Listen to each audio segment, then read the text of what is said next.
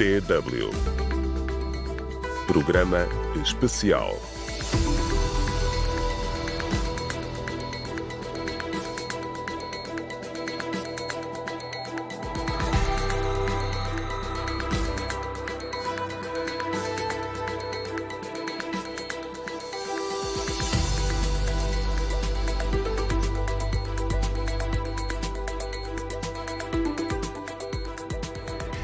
Viva! Seja bem-vindo mais uma vez para mais um espaço de debate aqui na emissora internacional da Alemanha, ou se preferir, na DW. Neste momento estamos a levar para si e para todos uma série de debates sobre a corrida eleitoral para as cestas autárquicas a terem lugar em Moçambique no dia 11 de outubro. A campanha eleitoral, propriamente para esta corrida, começa amanhã. Mas antes, estamos aqui a fazer um debate para discutirmos um pouco sobre o próprio processo de descentralização, principalmente no tocante à descentralização administrativa e financeira. Lembrando que a questão de tesouraria é um dos grandes debates no que diz respeito à sustentabilidade das autarquias. Para este ano, há mais 12 novas autarquias que entram em jogo, adicionando às anteriores 53 autarquias. E para este nosso debate, contamos com dois convidados. Da cidade de Maputo, Estrela Charles, ela é economista, e da cidade de Climane, vamos ter aqui no nosso debate o professor e politólogo, o Ricardo Raboco. Aos dois, para já, chegam, endereço as minhas saudações. Bem-vindos. Obrigado. Obrigado. Muito obrigado.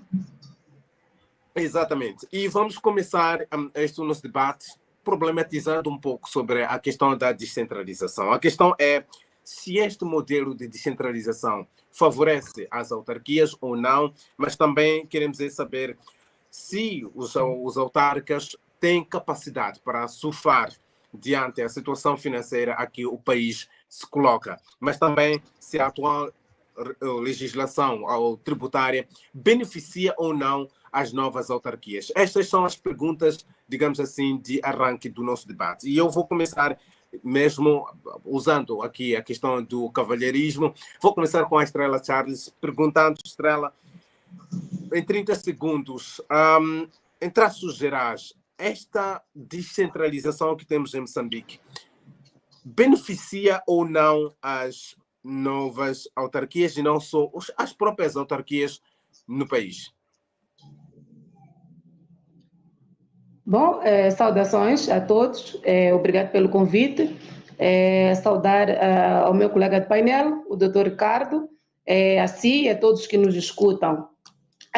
A questão da descentralização fiscal é uma questão que já vem sendo debatida já há algum tempo e é realmente algo muito preocupante, principalmente quando nós observamos que após cerca de 25 anos da questão da descentralização a nível das autarquias, nós ainda nos encontramos em situações de debate em termos de descentralização fiscal, o que significa que até hoje a descentralização fiscal ainda não é realmente efetiva, o que significa que os nossos municípios ainda não têm, primeiro, a questão da sustentabilidade, a capacidade da arrecadação de receita e também não conseguem cumprir com o seu objetivo, que é promover bens e serviços à comunidade.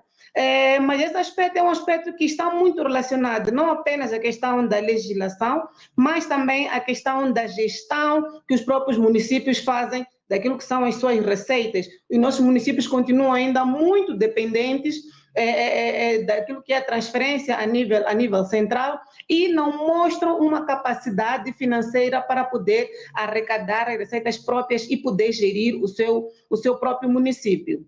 Estrela, volto para si já. Vou a Climane. Ricardo, faço a mesma pergunta. A atual legislação beneficia ou não as autarquias no geral? Uma vez mais, obrigado, Fernando. Saúde ao colega do painel e também àqueles que nos veem e nos assistem. Em primeiro lugar, devo dizer que já lá vamos há 25 anos, né, com este processo de descentralização. e 25 anos é uma estrada. E a ciência das transições políticas nos remete a uma questão de que estaríamos numa fase de consolidação. Mas quando analisamos essa estrada que percorremos, a constatação é consensual, é de que o nosso processo de descentralização é finalizado pura e simplesmente para acomodar as elites políticas e militares. Portanto, se a descentralização no contexto moçambicano é resultado de uma exigência por uma maior democratização, por uma maior participação dos cidadãos na gestão corrente dos seus próprios problemas, mas as respostas que se dão a essas exigências não têm sido eminentemente democráticas. Portanto, está-se a atacar a descentralização, que é resultado de uma necessidade por uma maior participação, por um maior escrutínio da gestão da coisa pública, com um aparelho administrativo, ou seja, simplesmente para acomodar aqueles que detêm e controlam o poder. Então, todo o pacote legislativo relativamente a este processo é numa lógica de acomodação, portanto, acomodar as pessoas e não atacar os problemas pelos quais esta descentralização se propõe, portanto, a resolver. Mas, é daí onde desculpa, Ricardo, desculpa só de cortar. Estará aqui a dizer que o processo de descentralização por si só não é para resolver os problemas dos municípios, mas é para uma espécie de criação de pequenas elites nos municípios, é isso? Como se diz, jobs for the boys, não é? Jobs for the boys. Mas pequenas elites nos municípios também, não no sentido de criar elites autônomas, elites que possam desafiar o poder central, mas elites controladas pelo poder central. Porque também há esta questão deste medo de uma eventual fragmentação, de portanto, eventual colocar em causa da unidade nacional. Portanto, há uma descentralização centralizada ou uma descentralização controlada, ao ponto de toda a legislação colocar justamente estas entidades, aparentemente descentralizadas, na dependência do poder central. Ok. Estrela, eu quero puxar aqui o fato de você ser até economista. Este debate sobre a descentralização fiscal no país já leva tempo. E o que nós vemos no terreno é que ninguém está a dar, digamos assim, o passo para uma questão de revisão da legislação, e até parece que quando se discute essa questão é uma espécie de uma discussão meramente política e não uma questão que realmente afeta o dia a dia das pessoas, principalmente aquelas que vivem nas autarquias.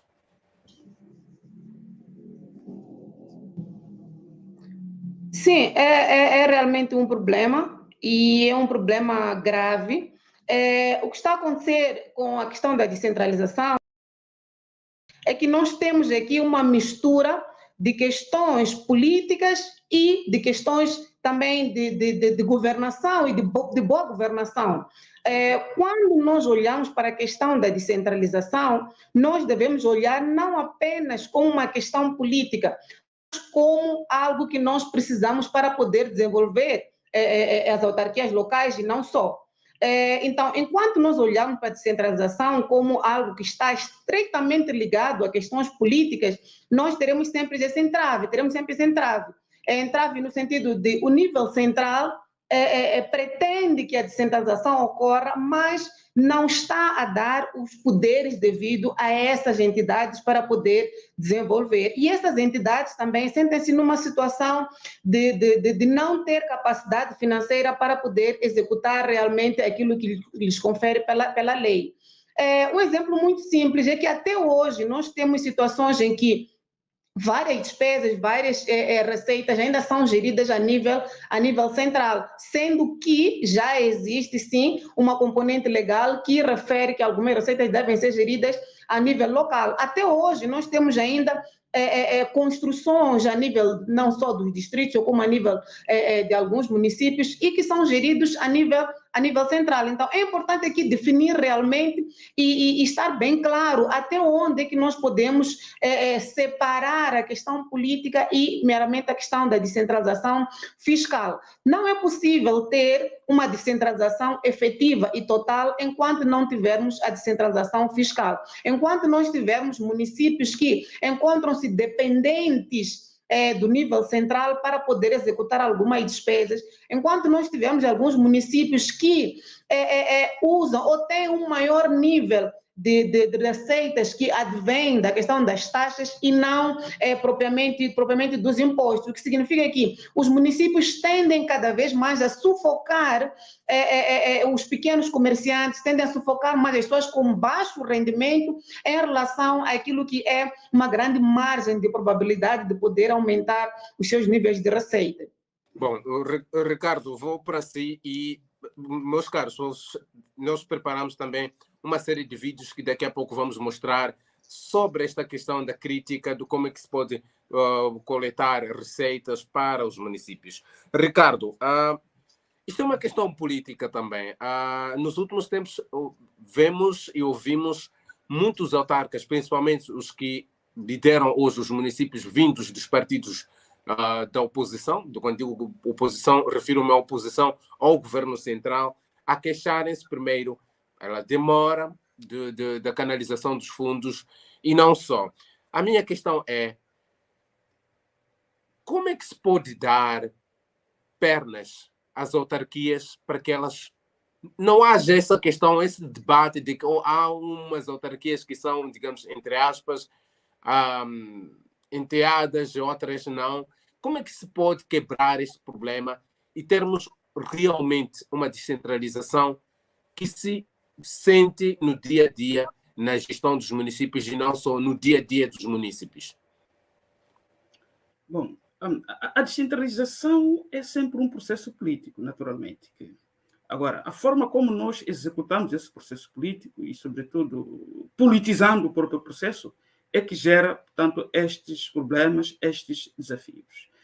Depois, não só os municípios da oposição, mesmo os municípios que são geridos, portanto, por autarcas que vêm do partido no poder, têm os mesmos problemas. Agora, a questão da disciplina partidária e a questão de não trazer à colação os problemas com o risco de colocar em causa a imagem do próprio partido é que faz com que, muitas das vezes, eles próprios se remetam, portanto, a um silêncio quase que sepulcral. Ora, mas a questão para que os municípios tenham pernas para andar e não aprenderem a andar com bengalas emprestadas, como se soe dizer em algum lugar, é preciso, de facto, efetivar este processo de descentralização. Há pequenas questões que a colega aqui fez menção, nomeadamente a questão da própria educação fiscal, também da própria gestão dos próprios municípios, né? Também do alargamento da base tributária, não no sentido de sufocar o bolso dos cidadãos, mas também a possibilidade de os próprios municípios fazer a retenção de boa parte das taxas que são cobradas através de instituições ou de empresas que operam dentro do raio autárquico. Há uma questão que é problemática e que se coloca sempre. A título de exemplo, eu como cidadão vivo na autarquia de Climane. Quando eu compro uma recarga, a primeira recarga de energia do mês, eu pago, portanto, a taxa de lixo. Mas este valor, a EDM Climane canaliza em primeiro lugar para a EDM Central em Maputo. E também a EDM Central em Maputo tem que, digamos, descontar desse valor 25%. Depois é que canaliza, portanto, ao município de Climane. Portanto, não só é um processo burocrático, como também não percebo por que razão a EDM Central tem que retirar 25% dessa taxa, com exceção para o município de Maputo, que é tirado, portanto, 5%. Então, ninguém já apareceu ao público a explicar a razão de ser desta questão. Então, são estas pequenas coisas que muitas das vezes colocam os municípios, portanto, sem margens de manobra, portanto, sem aquele valor necessário para investir em infraestruturas públicas ao nível local que possam produzir o desenvolvimento. Portanto, respondendo diretamente à sua questão, é preciso combinar um conjunto de ações por forma a criar uma verdadeira autonomia a estas entidades locais descentralizadas. Bom, agora vamos ver, chamo a vossa atenção para vermos uma reportagem que fizemos no distrito de Moatize, concretamente na autarquia de Moatize. De lembrar que Moatize é lá onde estão hoje, digamos assim, os grandes megaprojetos de exploração de carvão mineral, mas o terreno mostra que quase ou nada se reflete em termos daquilo que é explorado e a vida das pessoas. A reportagem que se segue tem a assinatura do nosso correspondente a partir de Tete, dizia Juvenal de um governo, ele que vai nos mostrar aqui o retrato daquilo que é o dia a dia da população de Moatize. Estamos no distrito de Moatize, em Tete, província no centro de Moçambique. Aqui está localizada uma das minas de carvão mais lucrativas do país, mas a poucos metros os lucros da indústria de extração pouco se fazem sentir. No bairro da Liberdade, a população vive na pobreza e sem serviços básicos. Nós estamos a sofrer com poeira e água, aqui também temos problema de água, problema de energia. Qualquer momento dentro de casa, né, se der roupa, estender sempre poeira, mas estamos perto da mina, não temos como. Estamos descontentes. Não temos água, não temos nada. Uma semana sem sair. Temos problema de água, temos problema de energia todos os dias. Quando a energia foge, ficamos uma semana, 2 semanas sem energia. E água é a mesma coisa. A rotina de quem mora por aqui não é fácil. Além de enfrentar todos os problemas do bairro, Elísio Cardoso, que nasceu e cresceu em Moatize, também tem de lidar com a falta de oportunidades de trabalho. Consegue o sustento da família numa olaria local, onde ganha o mínimo para sobreviver. O jovem de 26 anos quer ver mudanças no seu município. O município praticamente ele tenta fazer aquela sua propaganda. Quando eles fazem aquela promessa, eles não chegam a cumprir o município. Por exemplo, em 2018, eles estavam a dizer que poderiam fazer uma instalação das canalizações de água, mas desde 2018 até cá não fizeram nada até agora. Energia é a mesma coisa. Energia nós levamos casa por casa. Não temos, eles não estenderam a sua rede para esta zona. Por isso, Elísio está de olhos postos nas próximas eleições autárquicas. Em termos de conselho, eu diria que o município fizesse o mesmo possível para que possamos nos dar aquilo que é o nosso direito. A pobreza na região e a falta de serviços também são problemas que Páscoa Segredo espera ver resolvidos em breve. Nós estamos a sofrer. Só que o município mesmo não ajuda nada, não fala nada. Água do rio, aí, do coisa que nós vamos beber às vezes. Falta para nós de ajudar aqui. Trabalho, ter também funcionária, pôr também estrada, pôr também coisa do posto de energia. Numa altura em que Moçambique se prepara para as autárquicas de 11 de outubro, essas são esperanças de quem vive numa região que gera riquezas e espera que isso se reflita de alguma forma na comunidade.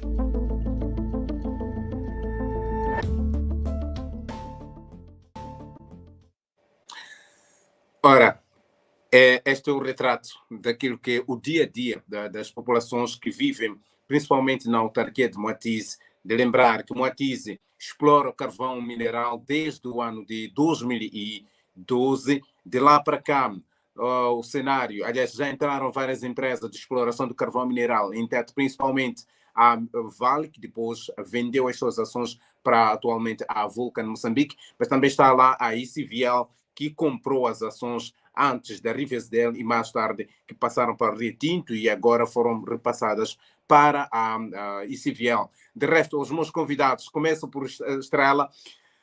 Como é que se pode explicar esta questão de ter uma autarquia onde são realizados vários investimentos de vulto, mas a realidade no terreno, a população não vê o reflexo destes investimentos?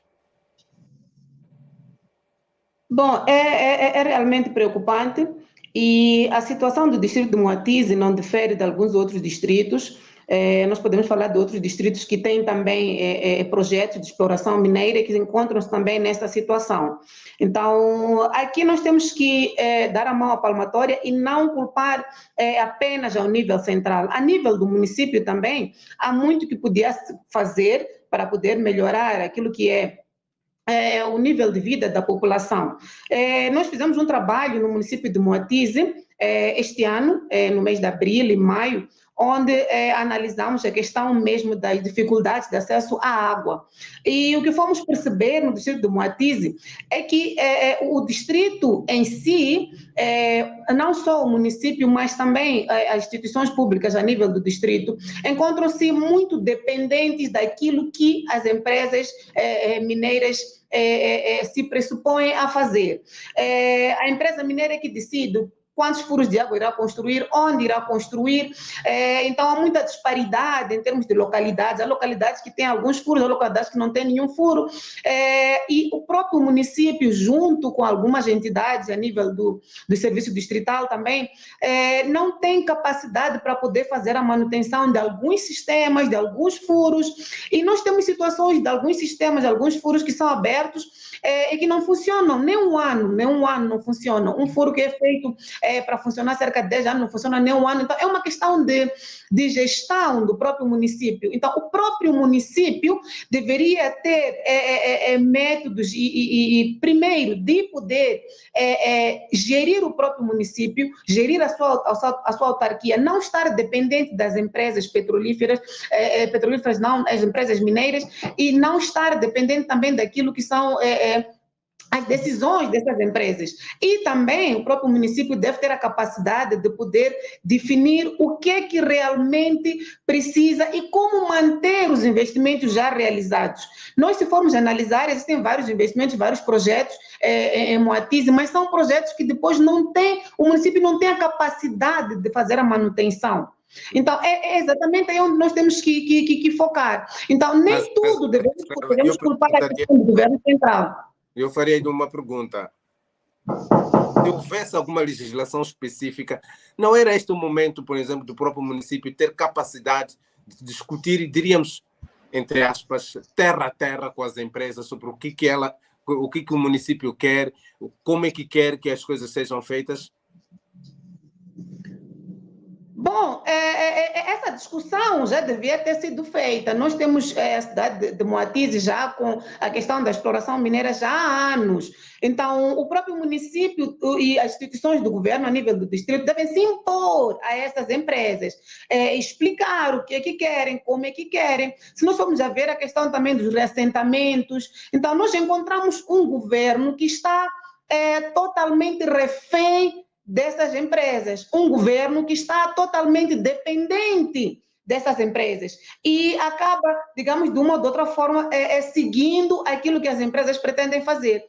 E se nós formos a reparar a nível do município, principalmente o município de Moatize, nós encontramos um município em que boa parte das escolas é feito pelas empresas mineradoras, alguns furos são feitos pelas empresas mineradoras e também por algumas igrejas. Então, qual é o papel do município? O que é que o município faz nessas situações? Então, o mínimo que deveria se exigir ao município era, pelo menos, fazer-se a manutenção e fazer uma boa gestão desses recursos, fato que não tem ocorrido a nível do município.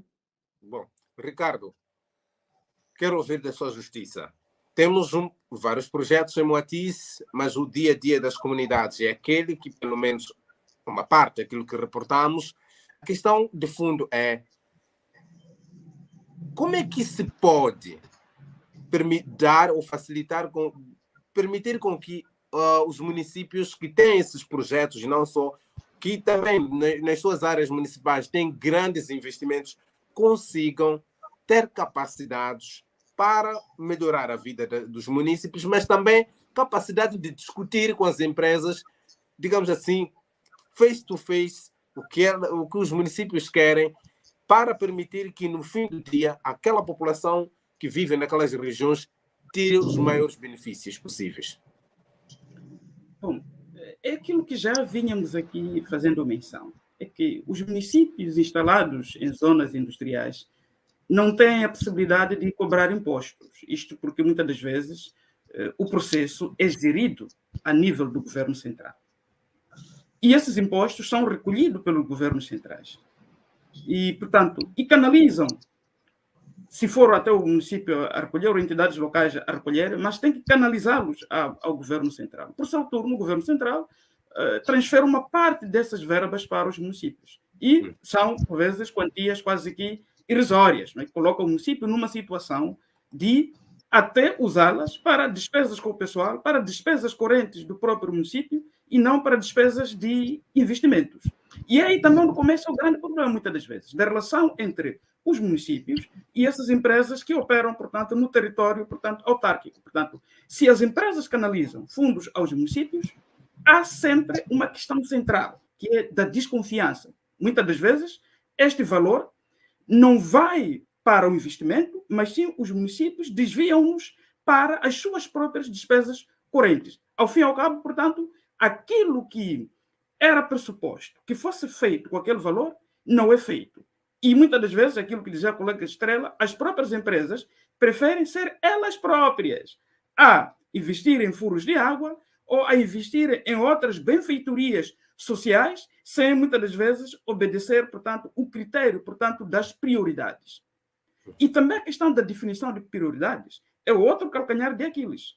E eu sempre, muitas vezes, pergunto, portanto, aos vereadores da planificação e desenvolvimento autárquico, olha, vocês têm prioridade, por exemplo, no vosso plano, a construção de um campo de futebol, mas é realmente isto que os municípios precisam? Como é que vocês definiram estas prioridades? Portanto, mais do que o próprio município ter problemas de discutir em pé de igualdade ou renegociar os processos de investimento com as empresas que operam no seu território, mas também elas próprias têm problemas de definir prioridades, isto é, promover uma governação participativa em que são os municípios, são os cidadãos que definem as suas prioridades, ou seja, o que eles de facto querem que o município faça para a melhoria das suas condições de vida.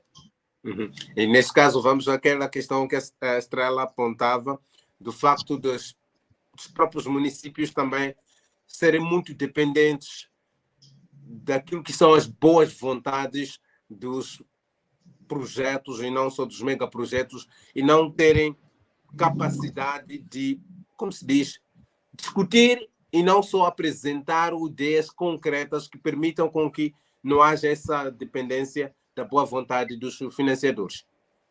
Este é um lado da coisa.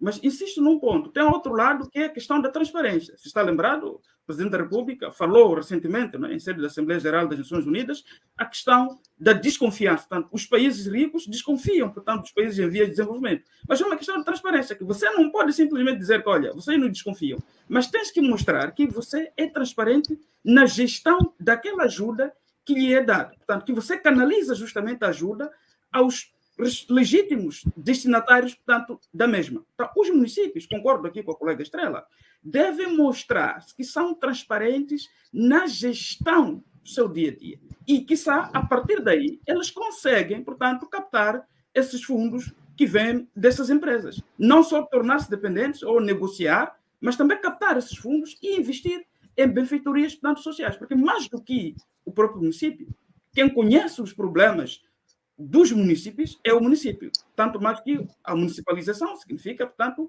um governo de condôminos, um governo de vizinhos. Pressupõe que os vizinhos sentam no mesmo espaço, planificam o seu próprio desenvolvimento, fazem a monitoria e implementam as políticas públicas de desenvolvimento local, tudo numa lógica de participação democrática.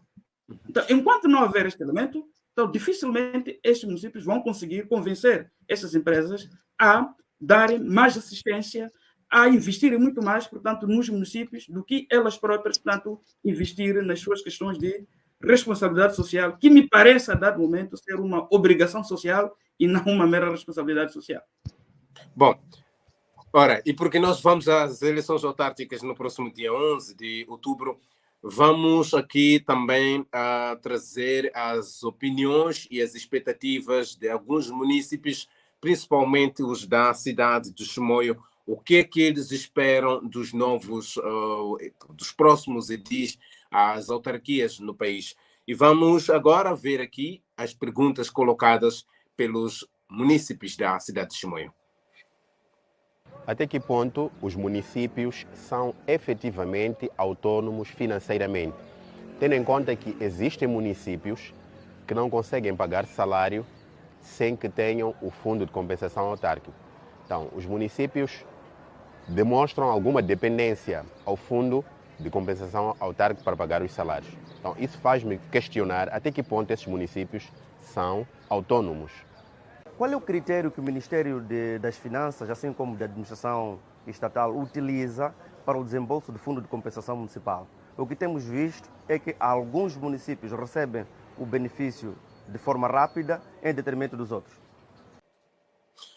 Bom, então aqui duas questões. A primeira é que até que ponto os municípios são financeiramente autônomos, a questão também da disponibilização ou do desembolso do Fundo de Compensação Autárquica, que é um grande debate no país, mas também o critério que o Ministério das Finanças usa e da Administração Estatal usa para fazer esse desembolso. Aqui duas perguntas muito interessantes. Estrela, começo consigo. O ponto é até que ponto os nossos municípios estão financeiramente autônomos em termos para que possam viver sem depender principalmente e na totalidade do governo central? Há vários estudos que já foram feitos. O Centro de Integridade Pública já fez alguns estudos relacionados à questão da sustentabilidade e autonomia dos municípios, e a conclusão é realmente muito triste, porque mostra que muitos municípios não têm autonomia financeira. Muitos municípios não têm a sustentabilidade financeira. Quando nós falamos de autonomia financeira, estamos a querer explicar que é importante que o município possa, pelo menos, custear aquilo que são os seus custos operacionais com base nas suas receitas. E nós sabemos que muitos municípios, cerca de 90% ou mais dos municípios, não conseguem. Significa que com aquilo que são as receitas que o município possui, não consegue pagar aquilo que são as despesas. E essa despesa, estamos a falar mais de despesas operacionais. O que significa que se o município fosse uma empresa, consideremos o município como uma empresa insolvente, uma empresa falida, uma empresa que não consegue pagar as suas despesas. Então, é muito importante aqui não apenas justificar o fato da insustentabilidade ou da falta de autonomia, a questão do nível central, mas também ao uso ineficaz de todos os recursos que o próprio município possui. Nós temos aqui, a nível de Moçambique, municípios que são mais conhecidos ou estão mais preocupados com a questão de pequenas taxas, com a questão de pequenos mercados. Então, são municípios que estão focados numa área de arrecadação de receita mínima. Mas existe, por outro lado, uma parte de receitas que o município poderia cobrar, que o município não cobra. Não cobra pela incapacidade do próprio município de cobrar. Nós, quando falamos, por exemplo, do imposto, o IPRA, o Imposto Predial Autárquico, nós estamos a falar de um espaço muito grande que o município tem para poder cobrar taxas, mas que o município não cobra. Não cobra por quê? Porque o município não está organizado, porque o município não conhece quais são as entidades que têm, quais são os imóveis que possui, porque o município possui vários imóveis que pertencem a algumas elites, e essas elites não pagam esses impostos. Então, o que resta para esse município? Resta apenas ser um município de pequenas taxas e taxinhas, e acaba sendo um município que inventa cada dia que passa muitas taxinhas, e não resolve a sua situação. Então, os municípios têm, sim, um espaço muito amplo para poder aumentar aquilo que são as suas receitas, para poder alargar aquilo que é a sua base de cobrança, mas o município não o faz. Uhum. Estrela, só uma questão de provocação. Estamos perante aquela situação em pleno inverno, não comprou-se a manta, e quando o frio começa a dar, ou começa a ser forte, percebemos que deveríamos ter comprado a manta. Esta questão de ter elites que têm edifícios que poderiam ser taxados, que não são taxados, e daí corremos a ir taxar coisinhas, como dizes, taxinhas, não é? E as taxinhas, nós quando olhamos para as taxinhas, nós olhamos para uma situação em que nós temos uma população com um rendimento bastante baixo e é lá onde nós vamos cada dia inventando mais taxinhas. Isso não vai resolver o problema dos municípios. Dificilmente aqui em Moçambique nós encontramos um município que realmente cobra aquilo que são os impostos às grandes empresas, aquilo que são algumas taxas que não são taxas dos mercados, não são taxas de saneamento básico a pequenas individualidades, mas que cobra grandes empresas, que inventa algumas taxas para as grandes empresas. Então, dificilmente nós vamos resolver o nosso problema de frio, sendo que não estamos a usar os mecanismos próprios para poder adquirir, nesse caso, uma manta suficiente para poder nos proteger. É verdade. Então, Raboco, até que ponto os nossos municípios estão financeiramente e podem ser financeiramente autônomos? Qual é a varinha mágica? Eu quero chamar assim o facto de ser até politólogo. Se tivesse que aconselhar a um município, a um edil, o que diria um edil para que ele possa ser suficientemente autônomo para desenvolver a sua autarquia? Amos, é difícil responder essa questão por duas razões básicas. Primeiro, a distribuição de recursos no país é desigual. Portanto, nem todas as unidades territoriais têm as mesmas capacidades, têm as mesmas condições. Então, nessa perspectiva, o meu conselho iria variar em função das condições que essa unidade territorial pode possuir. Portanto, para aqueles espaços onde há esta muita margem de manobra, sobretudo os municípios da categoria B e C, digamos, há muita margem de essas taxas, como, por exemplo, de imposto predial, autárquico, tanto as taxas tanto de aluguer de infraestruturas, como nas outras latitudes. Portanto, há certos impostos que são pagos ao município decorrente desta questão de você dar de aluguer um espaço, uma casa, um quarto, etc, etc. É bem possível. Mas há municípios, portanto, da categoria D, em que esta parte predial não é igual aos espaços da categoria B, C e A. Então, aí o trabalho é enorme. Mas eu sou apologista, no geral, de uma verdadeira revolução fiscal. Portanto, o que significaria isso? Entramos num processo onde 50% das receitas cobradas ao nível local tinham que ser mantidas naquele espaço. Na mesma lógica do que aconteceu, por exemplo, com as medidas de aceleração econômica, onde os anteriores 2,5% daquelas unidades territoriais onde ocorre a exploração de recursos tinham a possibilidade de reter e que foi ampliado para mais 10%, portanto, aumentando 7,5%, eu penso que medida dessa natureza tinha que ser também aplicada aos municípios, portanto, 50%. Agora, podem me perguntar, bom, se os recursos estão distribuídos de forma desigual, então não estaríamos aqui a criar condições para que uns espaços se desenvolvessem mais em virtude de terem recursos do solo e subsolo em detrimento dos outros? A resposta é clara. A função da política, a função do poder político é criar um equilíbrio social. Então, aqueles espaços que têm mais recursos, que têm mais possibilidades, podiam reter 50%, os outros 50%, o Estado Central iria usá-los para redistribuir para aquelas unidades territoriais que não têm muitos recursos e muita margem de manobra para captar receitas. Eu penso que aí estaríamos a criar condições para os municípios poderem andar com os seus próprios pés e resolver os problemas pelos quais eles próprios foram criados.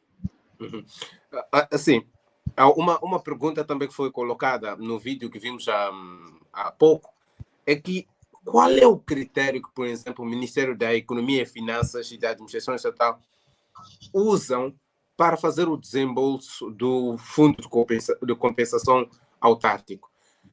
Estrela, eu sei que, eventualmente,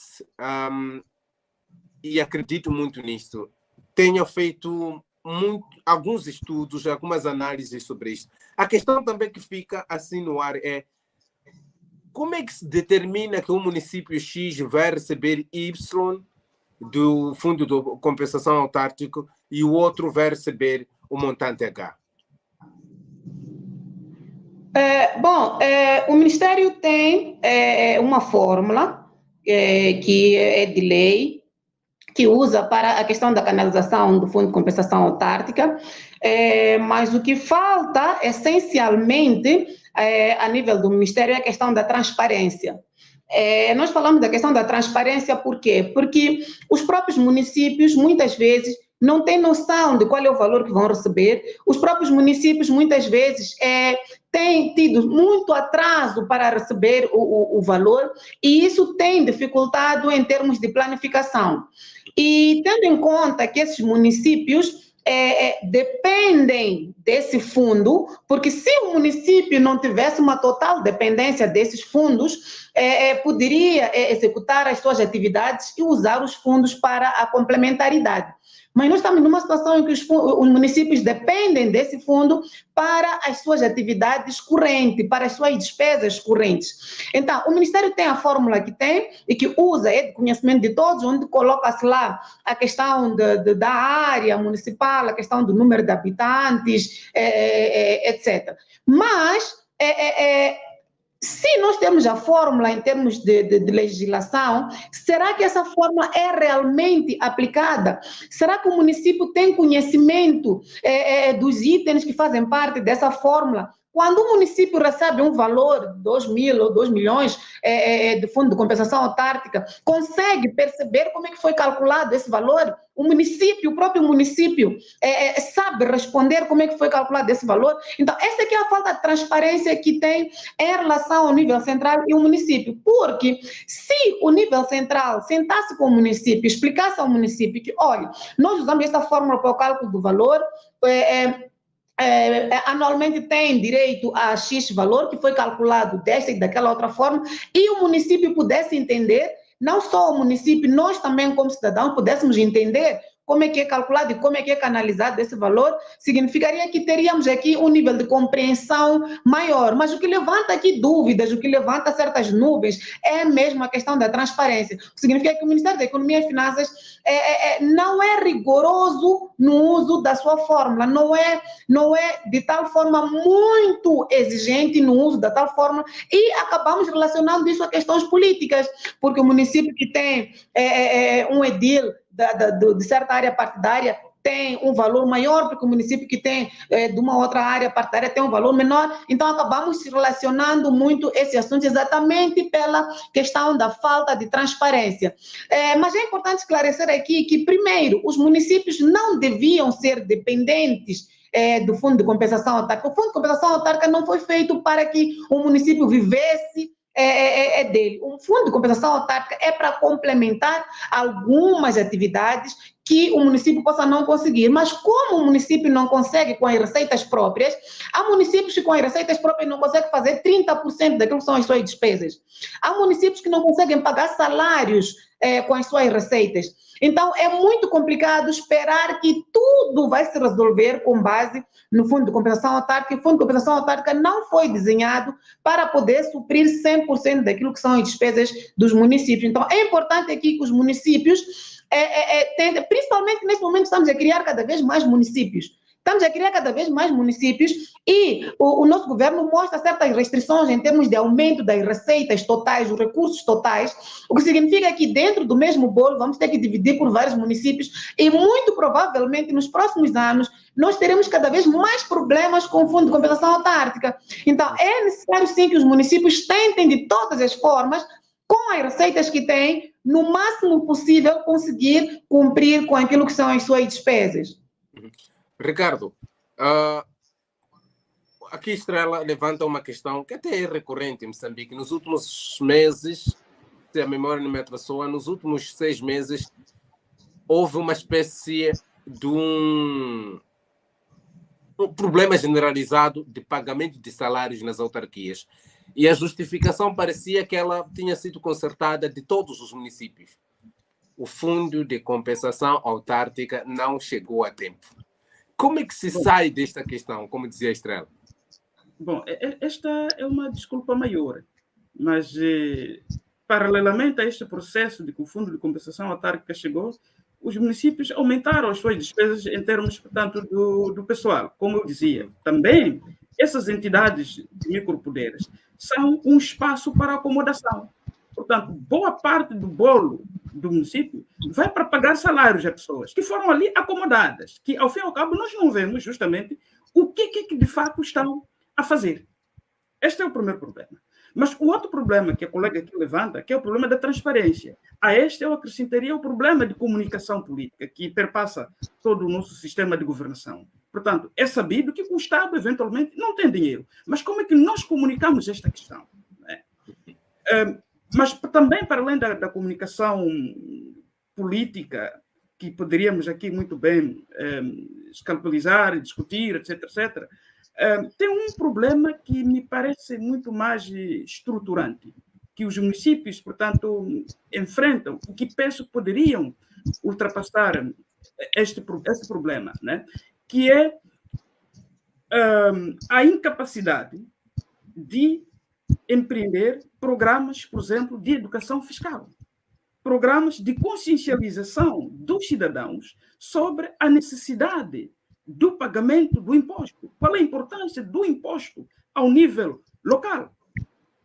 Por exemplo, eu como cidadão, se fico um ano sem ir pedir declaração ao secretário do bairro, portanto, eu esquivo-me de pagar o imposto pessoal autárquico.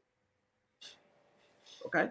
Portanto, é preciso educar o cidadão para a necessidade de pagar impostos e sobre a importância do imposto para o próprio município. Mas, paralelamente a este processo, é preciso que o município preste, de facto, contas aos próprios cidadãos, porque não basta só apenas exigir e cobrar, mas é preciso prestar contas, demonstrar o que o município faz com este pouco dinheiro que consegue, portanto, obter a partir do município. E eu penso que estas pequenas atividades, que parecem pequenas, mas podem, até certo ponto, criar uma folga financeira para os próprios municípios.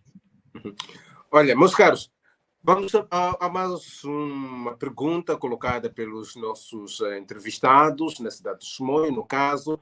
Agora vamos ver aqui uma pergunta colocada pelo senhor Nelson Mack, que é estudante universitário na província de Manica.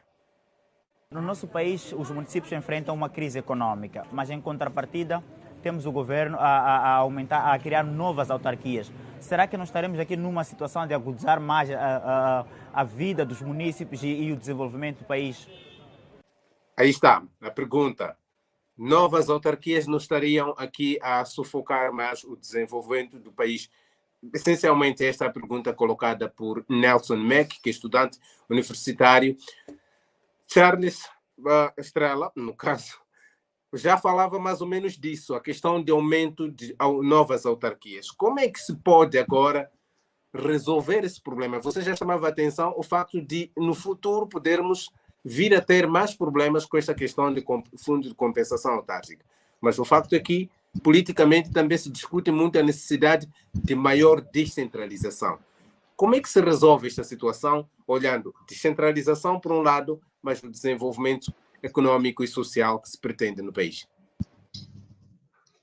Bom, a primeira coisa a referir aqui é que a questão de termos mais municípios não é mau, é muito bom, é muito bom. Quanto mais municípios tivermos, quanto maior for o nível da descentralização, melhor. Porque o nível da descentralização mostra que existe uma aproximação maior entre o cidadão e a questão do poder político, a governação. Significa que há possibilidade do cidadão participar mais, escolher a quem realmente vai dirigir o seu município. Então, termos mais municípios é realmente muito bom, mostra que poderemos ter cada vez mais uma provisão de bens e serviços nesse município. Então, mas isso é uma teoria. Isto é uma teoria que nós temos da questão dos benefícios da descentralização. Para que essa teoria se torne uma prática eficiente e eficaz, é necessário associar essa teoria a questões financeiras.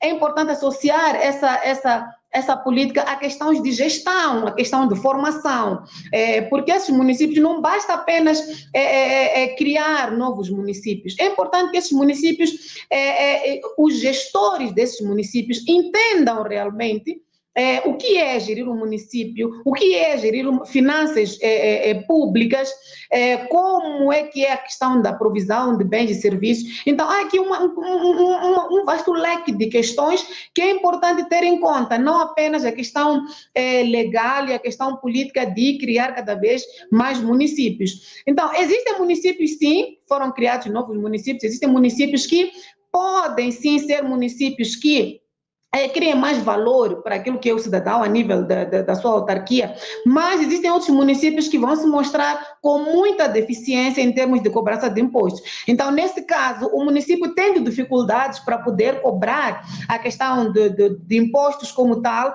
será e continuará a ser um município que vai trabalhar a nível dos mercados, a nível de cobrança de taxas de 10, de 20 meticais, e que muitas vezes torna-se duvidoso até que ponto é que essas taxas realmente servem para a construção de bens e serviços públicos. Então, o município deve ter formas de gerir essas taxas que cobra, mecanismos de cobrança também eficientes, porque não basta apenas cobrarmos, às vezes nós temos custos elevados para ir cobrar o tal 10 meticais, o município acaba tendo custos muito elevados, de recursos humanos, acaba tendo custos muito elevados administrativos, estamos a falar de papéis, de recibos. Então, existe aqui um conjunto de aspectos que o município deve ter em conta para poder arrecadar receitas cada vez maiores. Se nós tivermos municípios que estão dependentes do nível central, nós teremos sempre municípios fracassados. Municípios fracassados porque o governo central também mostra dificuldades para aquilo que é o aumento do bolo total do Fundo de Compensação Autárquica. Então, acredito que não teremos, assim, um aumento, digamos, significativo daquilo que é o Fundo de Compensação Autárquica, o que significa que alguns municípios realmente vão ser sacrificados em termos de valores que serão atribuídos. É nesse caso que esses municípios precisam se reinventar.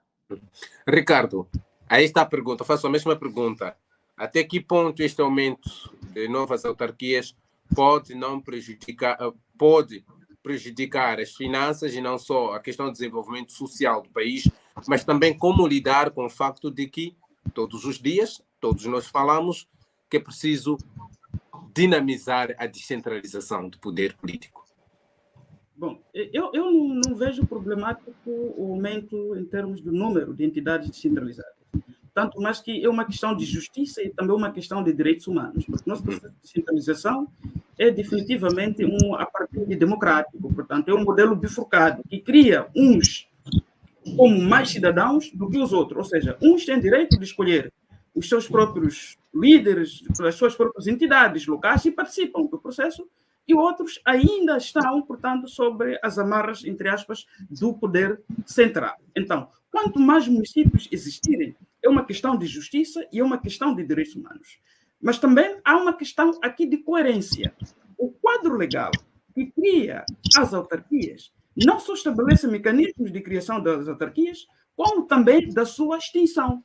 E uma das razões que pode levar à extinção de um município ou de uma autarquia é justamente o fator insustentabilidade. Então, nós tivemos, ao longo desses 25 anos, que estamos ainda a percorrer, municípios que, de forma sistemática e recorrente, foram se demonstrando insustentáveis. Ninguém chamou a lei para este facto.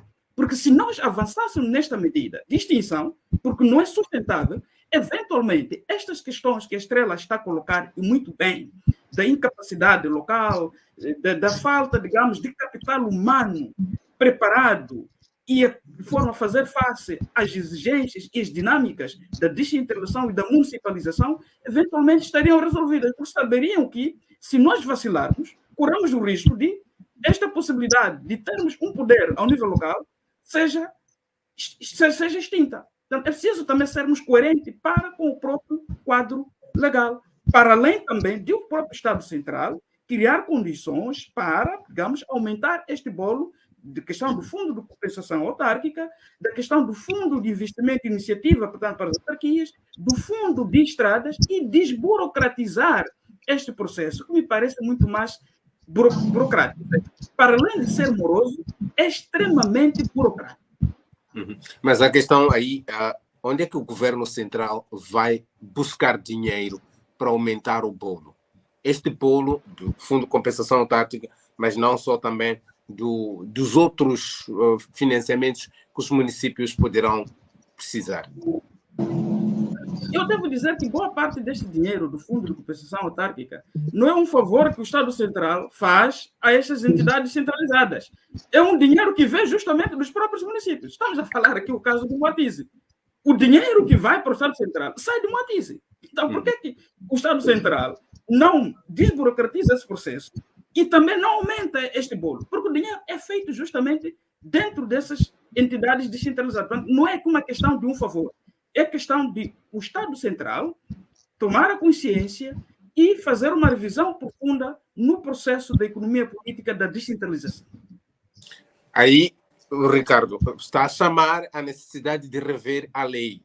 Mas a grande questão também que se coloca, olhando, por exemplo, a lei até diz essa questão de extinguir o município, mas extinguir o município também estaremos a retirar um direito adquirido dos cidadãos. Imagina um cidadão que hoje sabe que a minha cidade é um município e passados 5 anos diz-se que já não é município.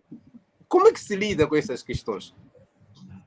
Bom, a extinção quer-me parecer que não é permanente. Sim. A extinção pode decorrer do facto de esta entidade mostrar níveis elevados de insustentabilidade. Aliás, o estudo feito pelo CIP mostrou isso, que quase que, quer dizer, com raras exceções do município de Maputo, muitos desses municípios são insustentáveis. Se comparar, portanto, as receitas que vêm dos impostos, né, e aquilo que eles necessitam para investir, portanto, as despesas correntes. A distância é abismal. Então, a extinção visa ou visaria, na minha opinião, criar condições para que este espaço possa, num futuro breve, voltar a ser autarcizado, mas com as condições necessárias para se tornar ou ser autossuficiente. Porque nós temos que começar de algum lugar. E começar de algum lugar é justamente sermos coerentes com o próprio quadro legal que regula esta questão da autarcização e da descentralização em Moçambique. Estrela, a última pergunta. Tocou aqui uma questão, quanto a mim, um pouco interessante. O facto de as autarquias apostarem na cobrança de taxinhas, mas o custo para ir cobrar essas taxinhas ser muito elevado. E aí, como é que se resolveria esse problema? Bom, esse é um problema muito simples de resolver, porque é uma questão matemática. Nós temos que ter a questão da restrição em termos de custos para o próprio município. Existem municípios que têm custos bastante elevados de recursos humanos, custos bastante elevados administrativos, custos bastante elevados em termos de organização de alguns projetos. Nós podemos perceber que alguns municípios ou alguns projetos que são executados, não só nos municípios, como também a nível nacional, boa parte do valor correspondente a esse projeto não é necessariamente para o próprio investimento, mas para questões burocráticas, administrativas. Então, é um problema muito simples de resolver. Nós temos que perceber, se nós temos custos elevados no nosso município, o que está a falhar? Será que temos recursos humanos em excesso? Será que temos recursos humanos ociosos aqui no nosso município? E vamos tentando eliminar essas questões de ociosidade. Nós, quando falamos de custos elevados ou despesas elevadas, infelizmente não é um assunto apenas do município. É um assunto de nível nacional, é um assunto de nível central. Nós temos instituições públicas que são instituições que são formatadas para gastar.